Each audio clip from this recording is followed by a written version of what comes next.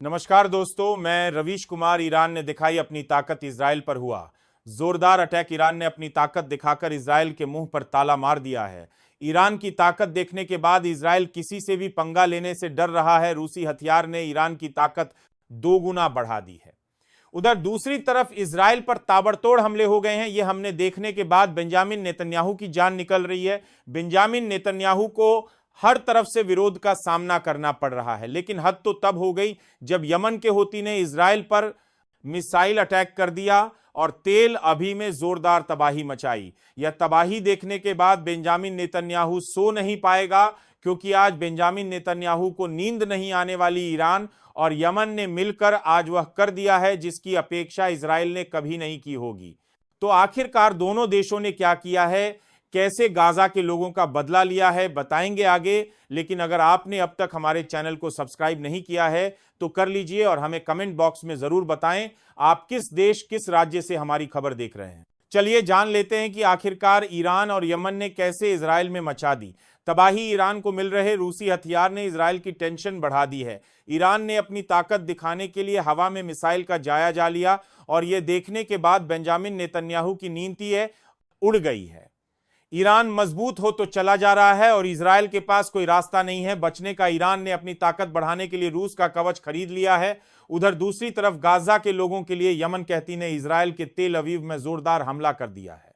Benjamin Netanyahu Yemen के Houthi से लड़ नहीं पा रहा है। ईरान के पास और यमन के पास इतनी ताकत है कि वह इजराइल को एक दिन में खत्म कर सकते हैं। यमन के हूती ने तेल अवीव में जो अटैक किए हैं उनका गहरा असर बेंजामिन नेतन्याहू के ऊपर हुआ है। अमेरिका ने बेंजामिन नेतन्याहू की मदद करने से इनकार कर दिया है। यमन के हूती लगातार लाल सागर में एक के बाद एक जहाज को अपना निशाना बना रहे हैं, लेकिन हद तो तब हो गई जब इजराइल पर यमन ने हमला कर दिया और मिसाइल छोड़ दी। यह हमला देखने के बाद इजराइल की मुश्किल और बढ़ गई है। इजराइल की मदद कोई नहीं कर रहा। अमेरिका ने भी अपना हाथ पीछे ले लिया है। उधर दूसरी तरफ रूस ने ईरान को अपनी सबसे मजबूत मिसाइल दे दी है, जिसका परीक्षण ईरान हवा में कर रहा है। और यह देखने के बाद बेंजामिन नेतन्याहू और अमेरिका दोनों की नींद उड़ गई है।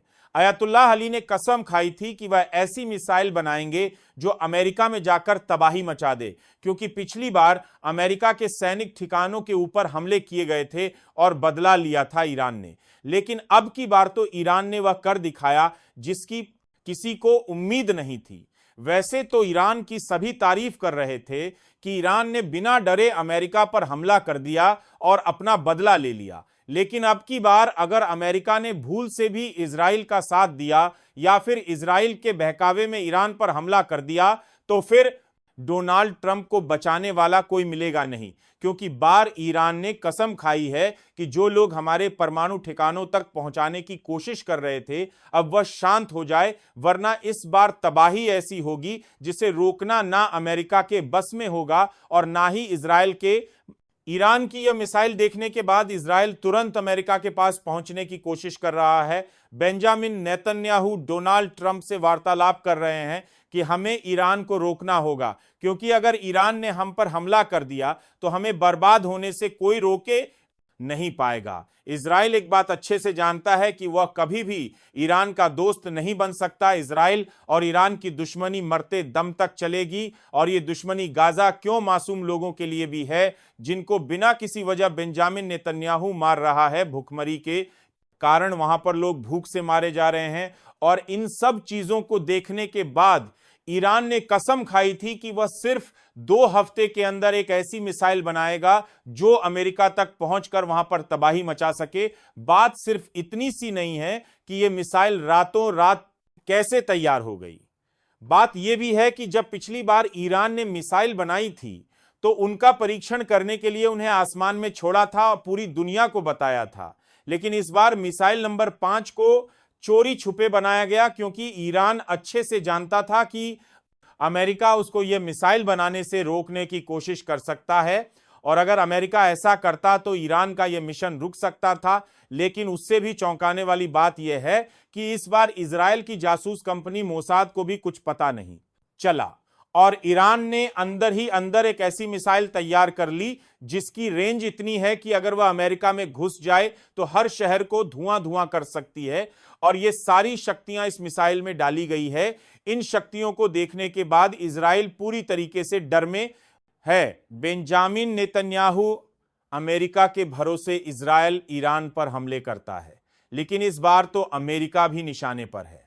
अब बेंजामिन नेतन्याहू किसका साथ लगा? क्योंकि ईरान के सुप्रीम लीडर ने साफ कहा है दुश्मन को मिटाने के लिए किसी भी हद तक जाएंगे। गाजा के मासूम लोगों पर हो रहा है अत्याचार पर दुनिया चुप है, लेकिन यह चुप्पी उन देशों के लिए भी उतनी ही खतरनाक है जितनी गाजा के मासूम लोगों के लिए। लेकिन इस बार जंग करो कुछ और है। इस बार दुश्मन को मिटाने के लिए ईरान को सिर्फ 36 मिनट की जरूरत है और यह खतरनाक मिसाइल अपना काम शुरू कर देगी। इन मिसाइल की रेंज देखने के बाद अमेरिका भी हैरान है और इजराइल के पसीने छूट रहे हैं। बेंजामिन नेतन्याहू को लगता था कि वह ईरान से पंगा लेगा और बच जाएगा, लेकिन इस बार तो ईरान ने वह कर दिखाया जिसकी उम्मीद किसी को नहीं थी। इस बार ईरान अपने दुश्मनों को एक एक कर कर निशाने पर लगा और उन लोगों को उनकी असली जगह दिखाएगा। ईरान गाजा के उन मासूम लोगों का बदला भी लगा जिन लोगों पर अत्याचार हो रहा है, जिन्हें बिना किसी वजह मर जा रहा है। और इस अत्याचार को रोकने के लिए बहुत जरूरी हो जाता है इजराइल पर हमला करना। ईरान ने उन लोगों को मैसेज दिया है जो लोग ईरान पर हमला करने की कोशिश कर रहे हैं। कई दिनों से परमाणु ठिकानों पर पहुंचने की कोशिश हो रही है, लेकिन ये लोग ये नहीं जानते थे कि ईरान वह करने की कोशिश कर रहा है जिसकी उम्मीद ना इजराइल ने की थी और ना ही अमेरिका ने। इस बार बचने के लिए सिर्फ एक ही रास्ता है और वह हाथ जोड़ दे, इजराइल माफी मांगे, वरना इसका अंजाम इजराइल बर्दाश्त नहीं कर पाएगा। वहीं दूसरी तरफ अमेरिका को भी इस बात का डर है कि अगर अब हमने किसी दिन हमला किया ईरान पर तो ईरान जवाबी कार्रवाई जरूर करेगा।